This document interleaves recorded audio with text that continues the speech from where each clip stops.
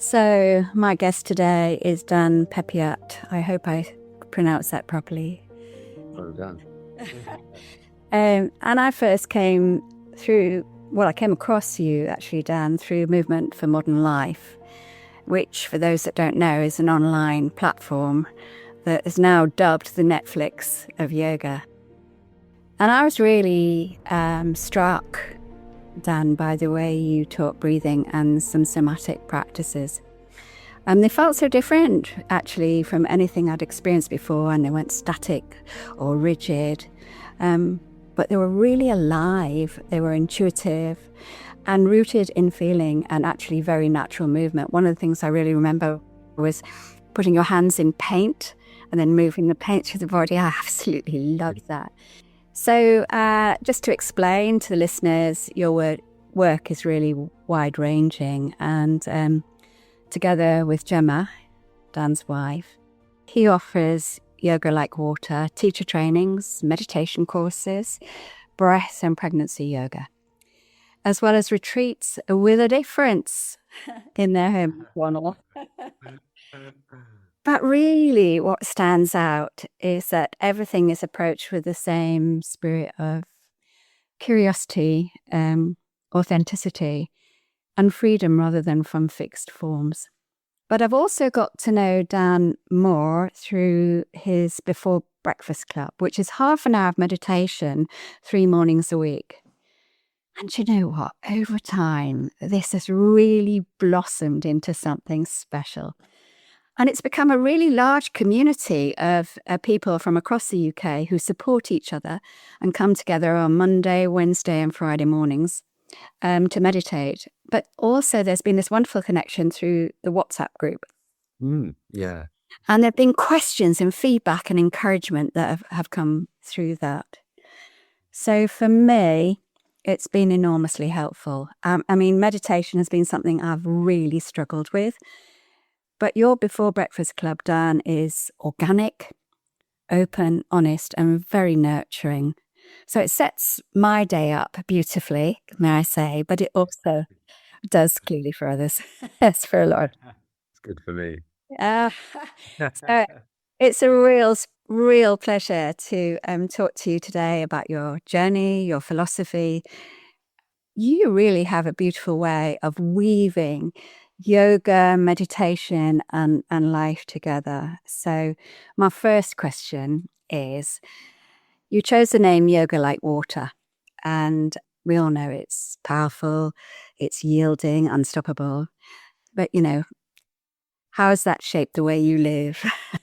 I think it probably came about more as a result of the way that we live, I guess, because we've always lived very much like that, in that very flexible, ungovernable sort of way, to be honest. Probably just lucky that I hooked up with the right person when I was very young, Gemma, and we're both very unmanageable from we both go along with each other's, whims, and we never have a plan, and never have had a plan in 30 years of being together. Yeah, and life has turned out fine. So I suppose we just sort of developed this inherent trust that if you sort of go with the flow a little bit and you don't oppose it too much, and you have an idea roughly where you might like it to go, but you don't struggle too hard, it actually all tends to work out all right. That might not be like, perfection, whatever perfection is, but it generally is quite pleasant life without too much struggle, really. It sounds fantastic because we actually don't live in a world of trust. We actually almost have a media that a fear-minded mongering in a way. And I think trust has become a quite something that's, or a lack of it, underpins all sorts of people's lives and creates a lot of anxiety, and fears. So, but one of the things you wrote that I read was, it doesn't matter why we're here, and there's a joy in the mystery.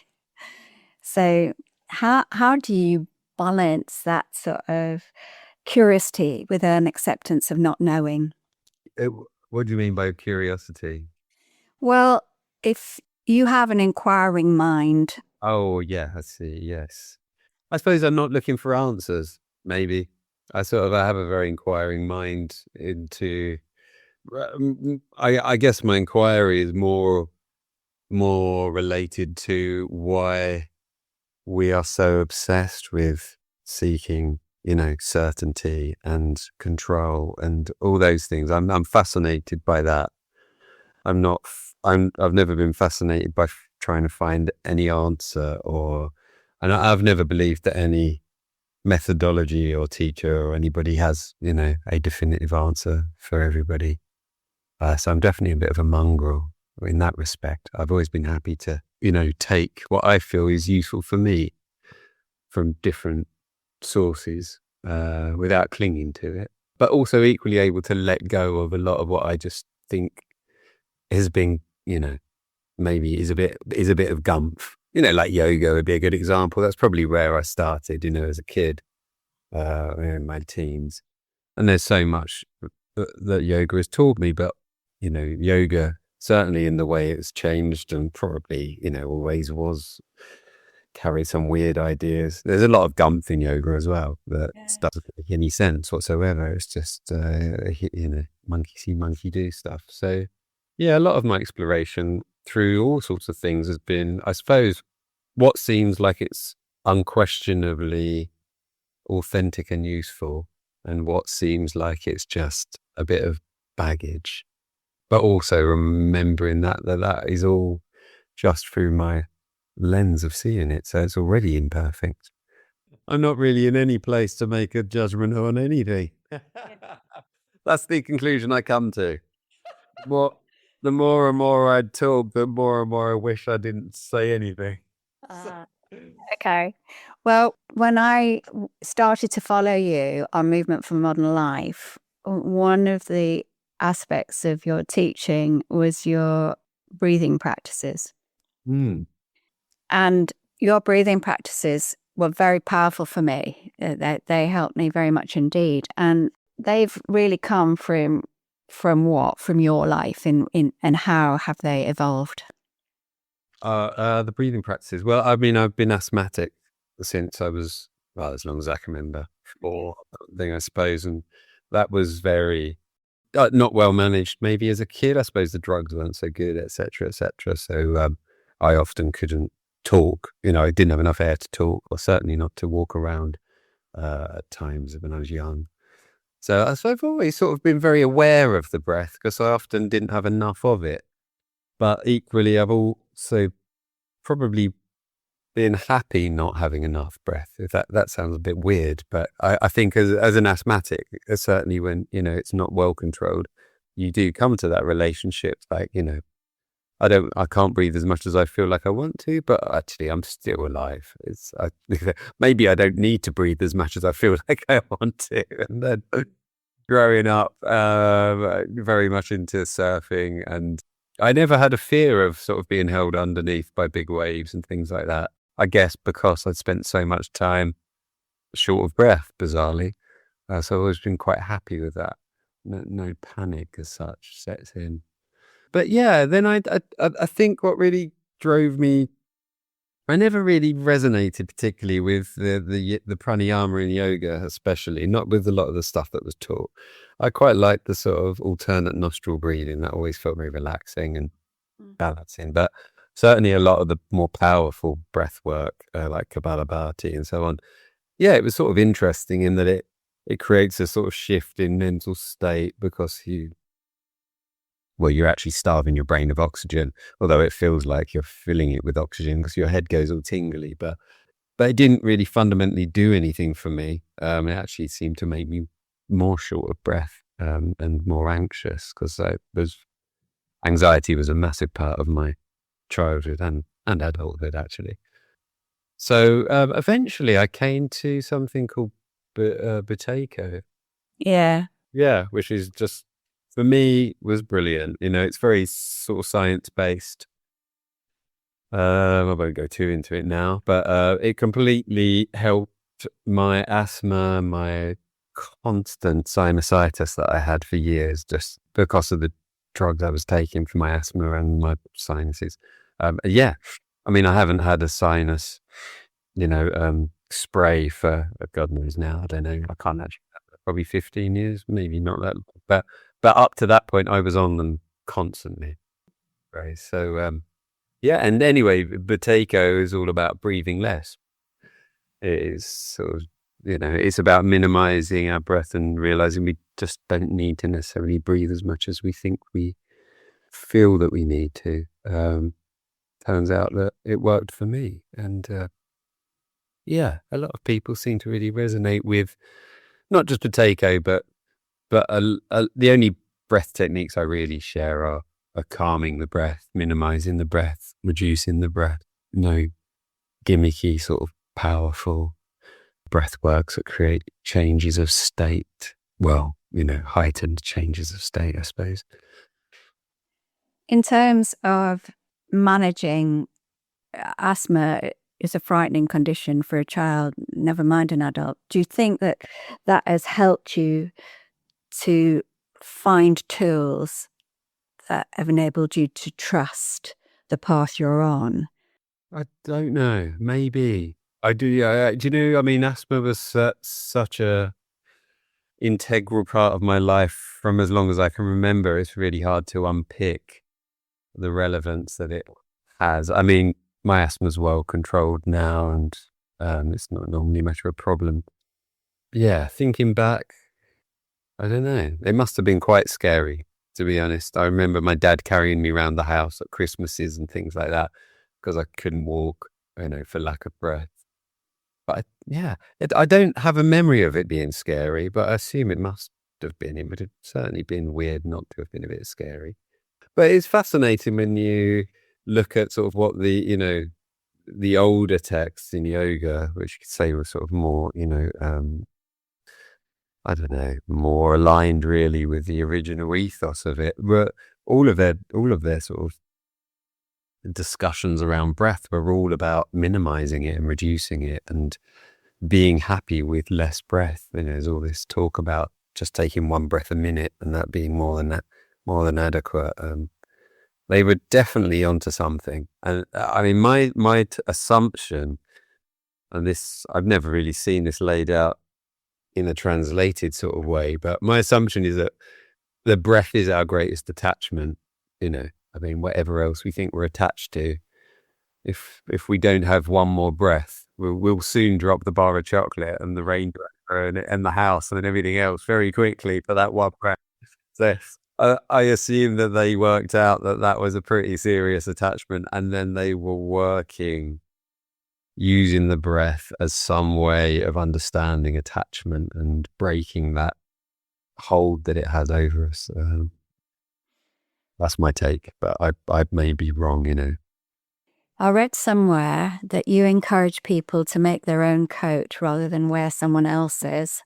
That struck a chord with me because when I did my teacher training, I wanted to be exactly like my yoga teacher, which I think happens a lot. Yeah, we highly do not recommend that. Well, I think it's quite a tricky thing.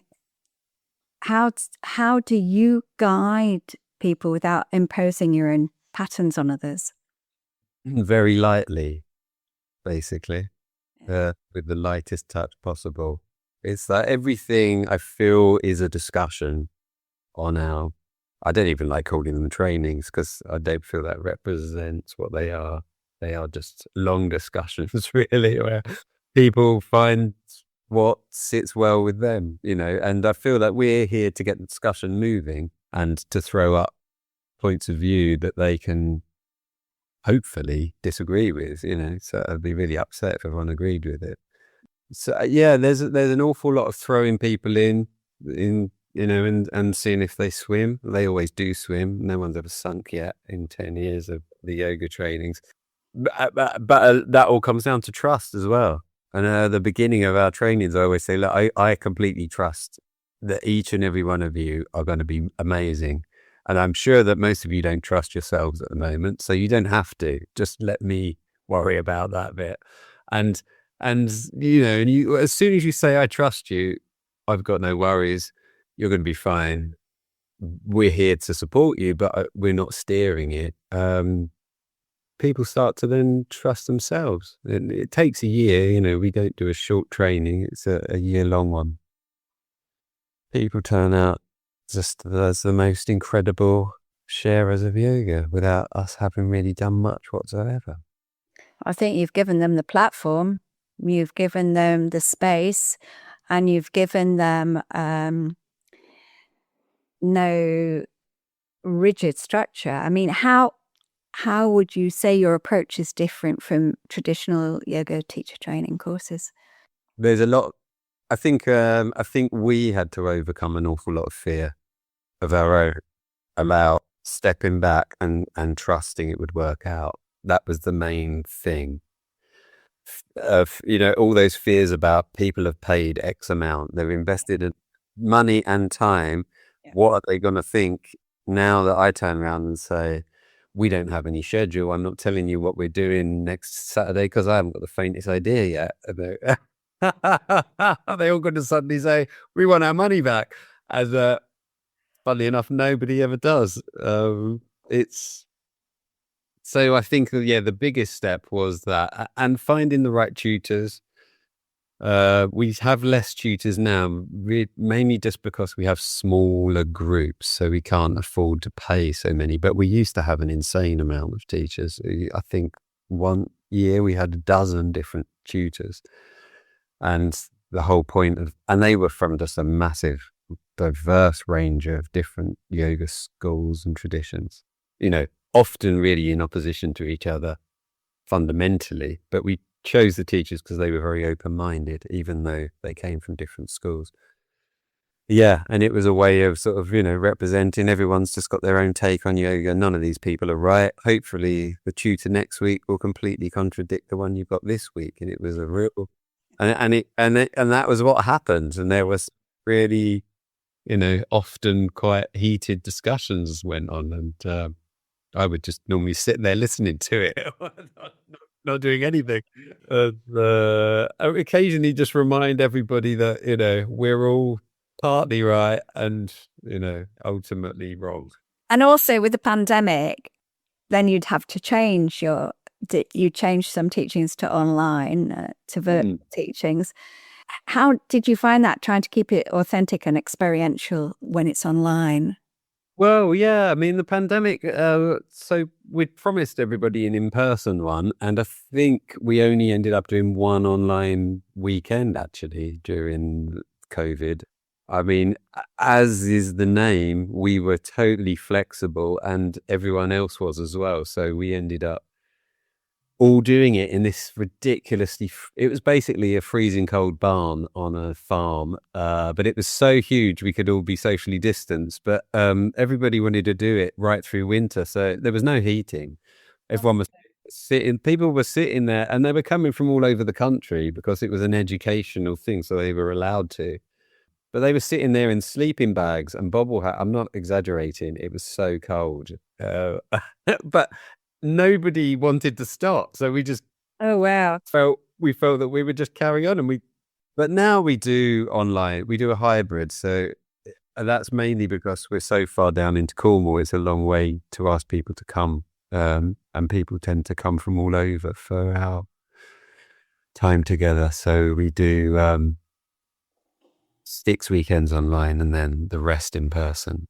And it works really well, actually. It's a nice space that people feel very comfortable in their own home. Certainly through winter, we can talk about all the sort of philosophical stuff and meditation and breath work, which you don't really need to be together to do. They get to teach each other masses online, which sort of like is a essential thing now, really, as it turns out, isn't it?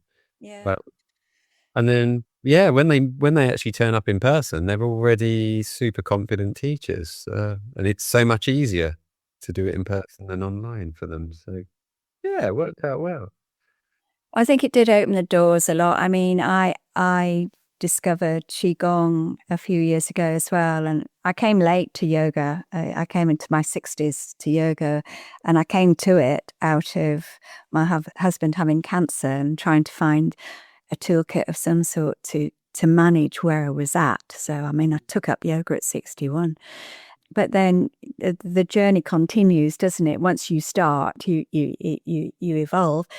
I saw some movement online with Mimi Kurodima. Now, I live in the north of England, so there's no way I was regularly going to go to try yoga in London or wherever she was. And the pandemic opened that door beautifully for me. And I think in many ways, lots of people who wanted to know more about meditation, mindfulness, yoga, qigong, whatever it might be, that actually it was a bit of a silver lining in general in life, because we were exposed to these people. And actually, I think we needed all of these practices more than ever to find that anchorage and that sense of foundation in some way or another. So yeah, I think it's been very, very powerful. I mean, you've had such an interesting life, haven't you? I mean, you were a teacher. I've seen some arts that you've done, sort of like mechanical arts. Yeah, I built some I think the biggest mechanical at one point. It was, probably the biggest British mechanical piece of art. Yeah. I just wake up and think that's a great idea. Let's try that and see what happens. You know, yeah, actually, your story is full of quite radical shifts. It totally is. So I think sometimes people think I'm just making it all up, and then but I have got photographic evidence. Yeah, no, I love it. I love just a shift of, whatever. I mean, we tend to move every 5 years just because it's nice to be fresh and in a different place that you don't know. I love moving. I mean, our kids, bless them, they put up with it. But How do you think that's shaped your children then? How do you think that's affected them and shaped them? I mean, they were home. I mean, they're now 18 and 21, but they never went to school. We never, I think the first time they ever stepped foot in a school was the day they walked in to take a GCSE in the exam room, and they were like, "This is a weird place." Our youngest one was born on a boat. So they've had a pretty unorthodox, I suppose. We've taken them all over the world, traveling, etc. Yeah, they just do. I suppose they're uncompromising as well, in that they just don't feel that they're answerable to anyone else's expectations of what or who they should be. And they're both they both hold the same, what I'd say feels like a good set of morals from my perspective. But they're both very different. One is a circus performer and one is an ecologist, Bits of you and Gemma really coming out in those ways. Yeah, very much so. I mean, we spent a lot of time environmentally protesting as in our youth. I did environmental science when I thought I'd save the world single-handedly. And then they spent an awful lot of time around circus and festivals because of the sculpture that I was doing for a long time. So they both obviously just clicked with certain aspects and went off on that one. How did you meet Gemma?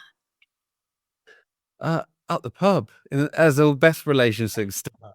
She lived just down the road from my mum and dad, and I always thought, she's awesome, but she was a bit too cool for me, so I had to work on it for ages. Well, you seem to have, really lived a rich and adventurous path together in a lot of ways, and in a very changing world. You've chosen an unorthodox way to lead your lives, and I'm sure that will have given your children some resilience and strength, to be honest, because if their world is changing, then and their parents are changing roles, and then it's creates a different platform for them, doesn't it? Yeah, I mean, I think that, like everybody, they have anxiety about things. I don't think they're like superhuman in any way, but I do think they don't believe in any sort of imposed limitations that aren't actually there. I hope not. Anyway, I think they generally believe if they want to do something, they can. They have a good crack at it, and hopefully they won't be too attached to it, because that's one of my favorite topics, non-attachment.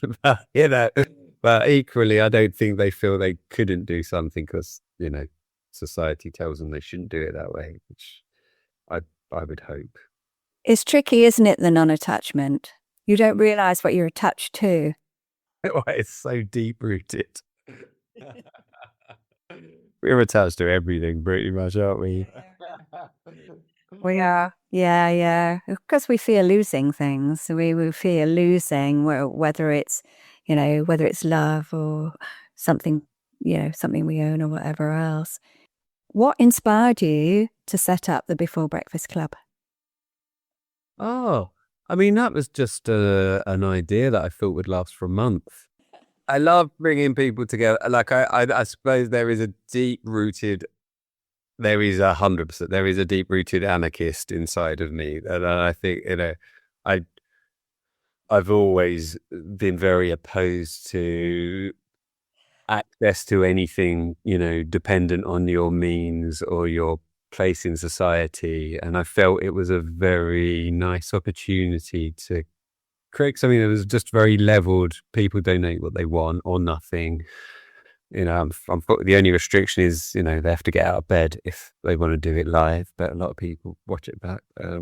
Yeah. And it just started off as an idea because a few people had mentioned it. Most of my ideas, not actually most, but an awful lot people suggest that I should do. Actually, quite a few. And then I'm just one of those people that just does it and to see what happens, because I don't really mind if it flops. I've never been attached to that. If it flops, that's fine. But give it a whirl, and what do you know? 3 years later, it's grown. Still going. Yeah, as it ebbs and flows. It's very natural with things. But the community's grown. There's Yes. a powerful sense of community, and that WhatsApp group is fabulous. Yes, it's such a good giggle, and I feel like I feel like it's really unusual in the world of meditation to have such a light-hearted, non-dogmatic community that don't, all subscribe to one's set of beliefs or way of doing it. There's definitely no sort of, guru or leader. I mean, I feel like I just hold the logistics together, but I definitely don't want to lead anybody or anything like that. So I think it's sorry, I didn't mean to interrupt you, but I think it's a really supportive group. It's so organic. yeah, it is very much so. Yeah, you never know what they're going to start talking about. And the practices are organic, I swear. And sometimes I have structure. Sometimes I just, deliver the sessions with some structure. Oftentimes I just get out of bed, see what I feel like, and see what comes out of my mouth. Sometimes it seems useful. Sometimes it seems not. You never do any prep at all. Do you just get up and go with it? Nothing. Just get out of bed, have a computer and start talking. And that's extraordinary. Do you know what? I really do think that's extraordinary.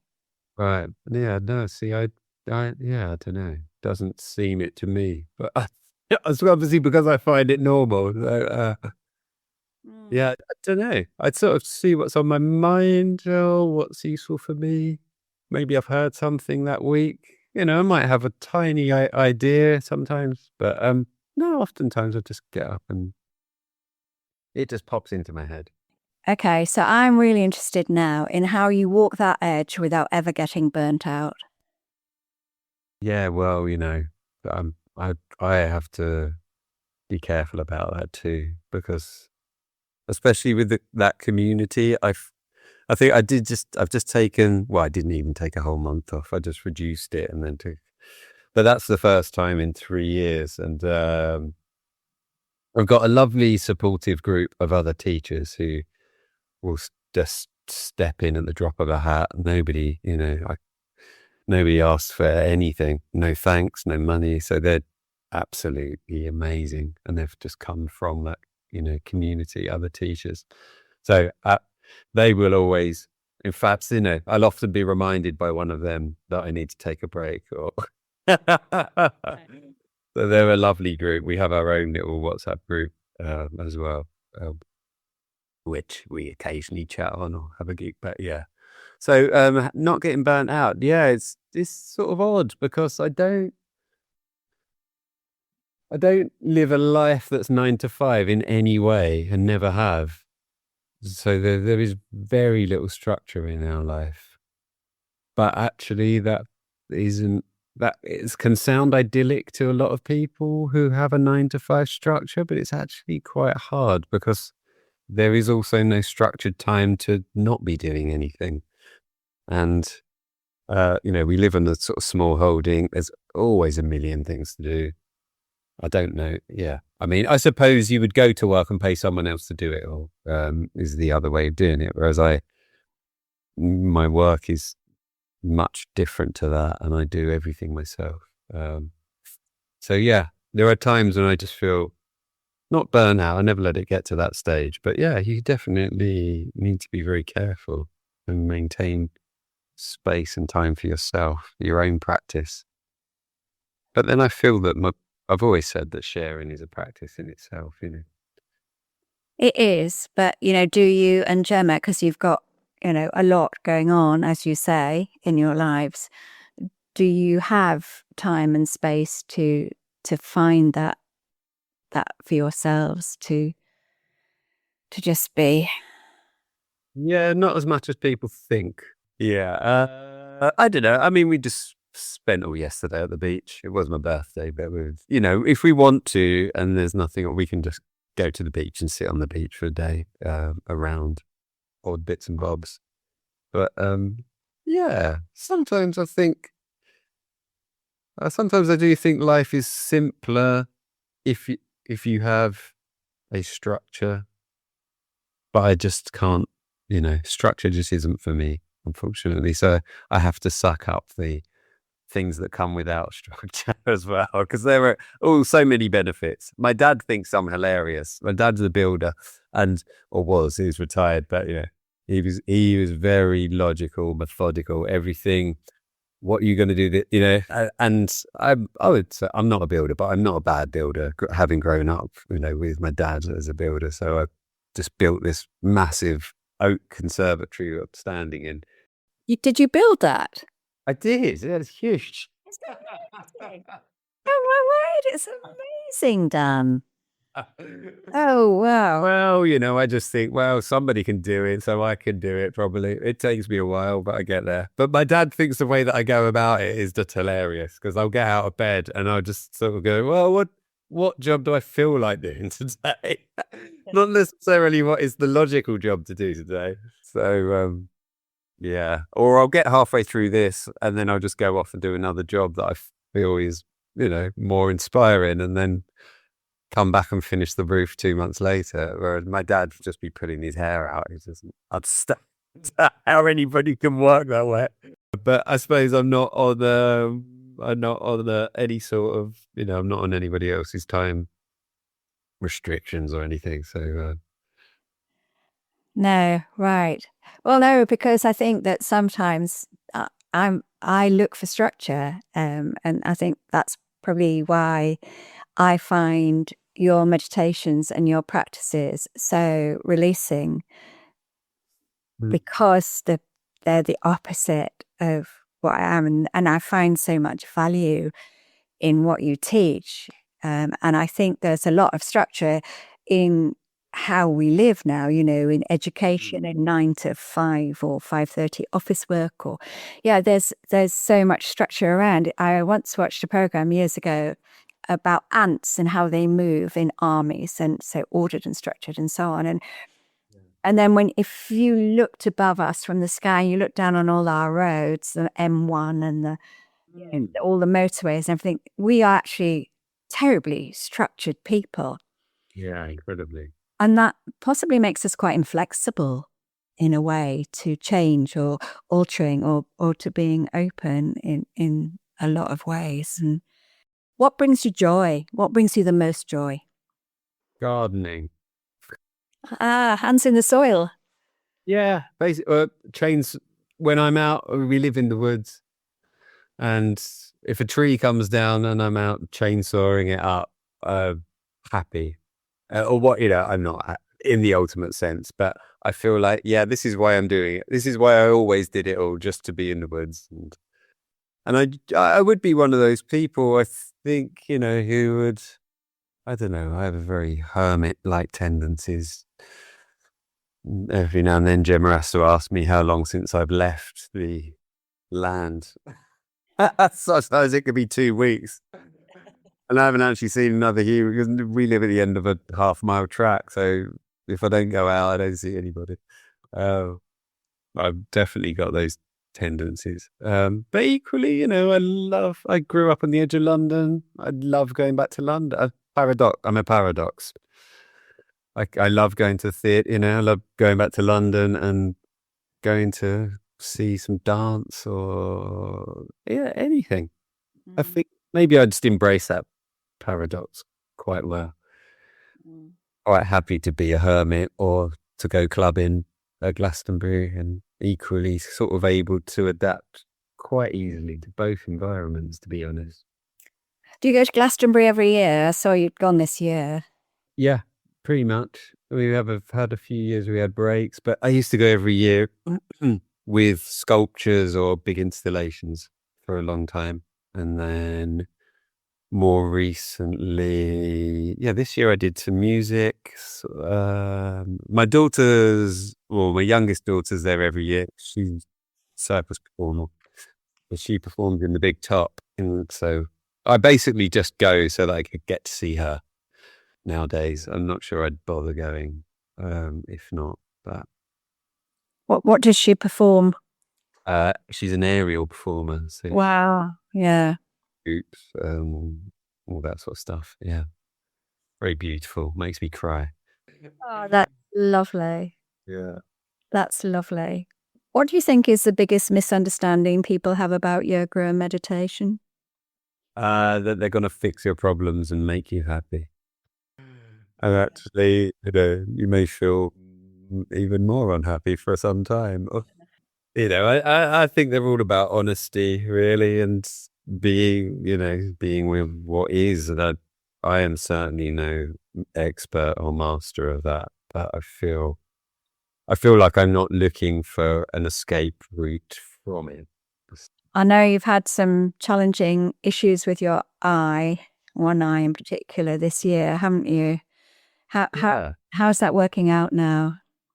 It's been a funny old couple of years, really. I detached my retina, and I'm very short sighted, which is where all the problems come from. So I've had sort of different surgeries over the years. So theoretically, I would be blind without them as such. Yeah, I had a detached retina. Then I had this wet macular thing, which I don't know. Basically, the back of your eye starts tearing. And then they found out that I'd lost a lot of sight in the other eye whilst all this had been going on through glaucoma that they hadn't picked up. I'm not blaming them. It was quite unfortunate what the reasons were. Yeah, so I've got one eye that's pretty shot and the other one that's failing. So there's always seems, don't know, you have those days where you feel like it's not fair. And that's very human. I must say, there's the initial shock of all these things, which I think is very human to get news like that and think, oh God, I'm a bit young to be going blind. And then, then I was sort of very grateful for all the years of practice, to be honest, because they helped me navigate that and just go, well, it's just stuff. Why wouldn't it happen?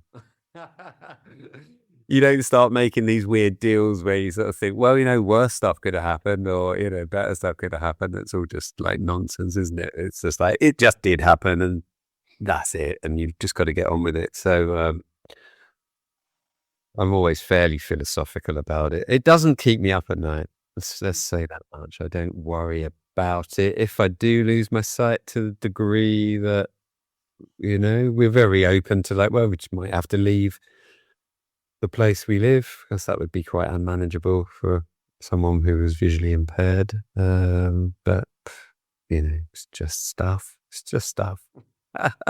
It's funny because people used to come to where we live, or they do still, for retreats and trainings, and they, it is an absolutely idyllic place. We were very lucky, and just chance we ended up here. And they say it's so amazing, and one of the things I always reminded them was that, in itself, there is no inherent happiness about this place.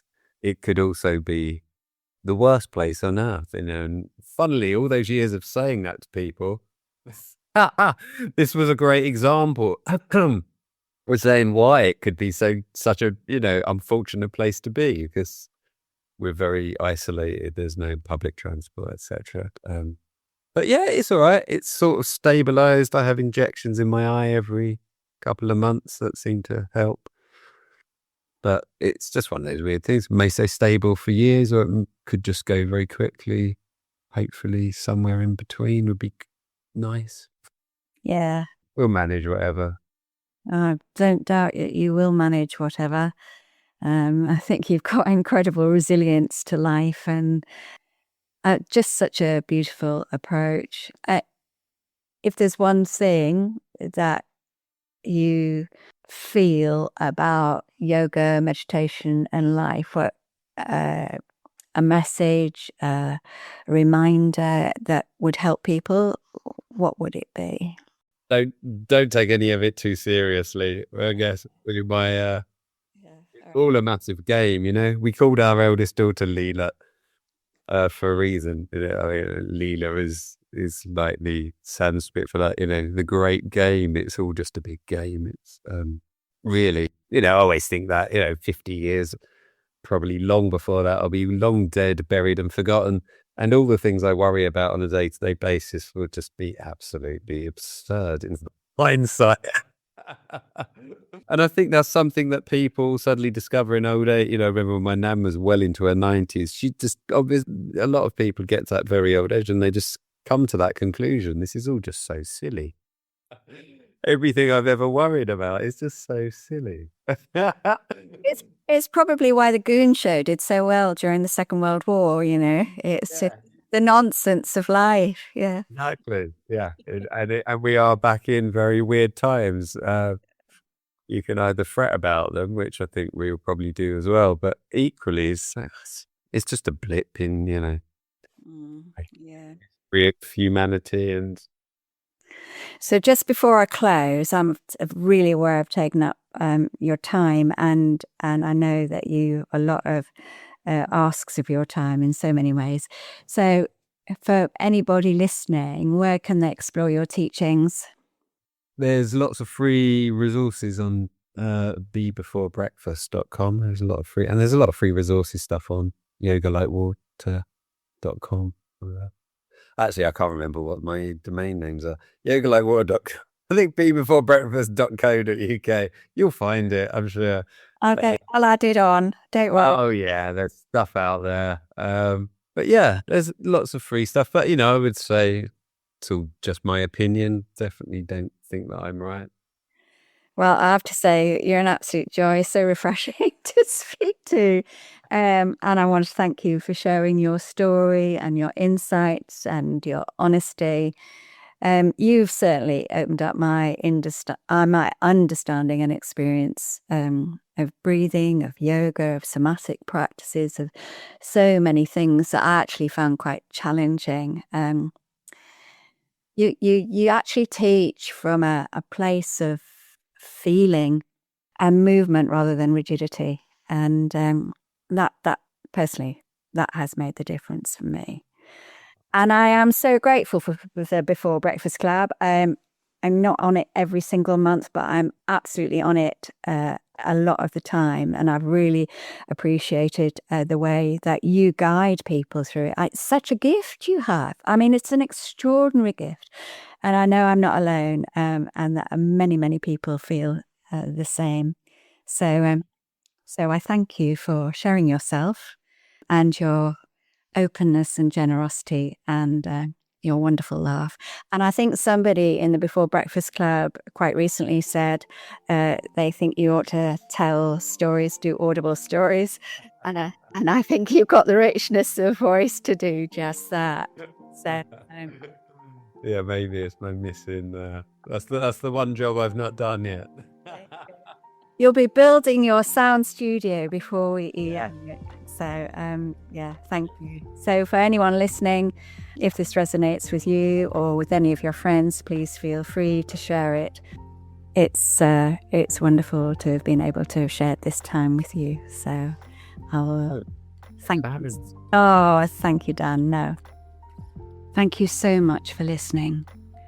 If you enjoyed this episode, I'd love to hear your thoughts. Your feedback really helps shape future episodes. Don't forget to subscribe and share it with family and friends who might benefit too. If you've any questions or if you'd like to be a guest on the podcast, I'd be delighted to hear from you. Until next time, take good care and thank you again for being here.